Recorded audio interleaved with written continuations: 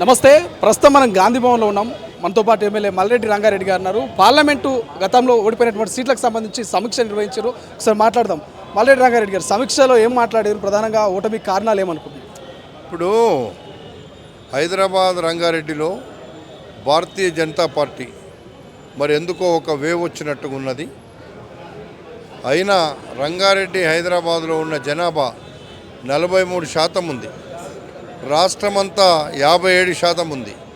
రంగారెడ్డి హైదరాబాద్ జిల్లాలో మేము ఎమ్మెల్యేలప్పుడు కానీ పార్లమెంట్లో కానీ అవతలి పార్టీలకు దరిదాపులు లేకుండా పోయినాం.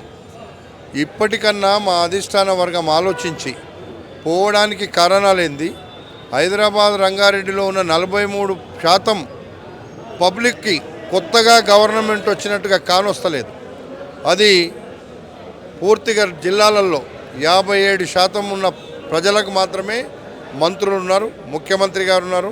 ముఖ్యమంత్రి గారు అంటే అంతటి ఉంటారు, కానీ రంగారెడ్డి హైదరాబాదుకు ప్రాతినిధ్యం లేకుంటే ఇప్పటికే 2 ఎన్నికలలో మేము దరిదాపుల్లో కూడా మా క్యాడరు సంతృప్తిగా లేరు.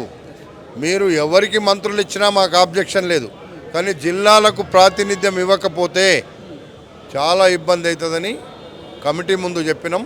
అధిష్టాన వర్గానికి చెప్పమన్నాం. మా ముఖ్యమంత్రి గారికి కూడా అన్నీ తెలుసు కాబట్టి ఈ విషయాలన్నీ అధిష్టాన వర్గాన్ని దృష్టికి తీసుకెళ్ళి రంగారెడ్డి హైదరాబాద్ జిల్లాలో గతంలో 6 మంది మంత్రులు ఉన్నారు, జనాభా ప్రతిపాదికన ఇవ్వమని అడుగుతున్నాం.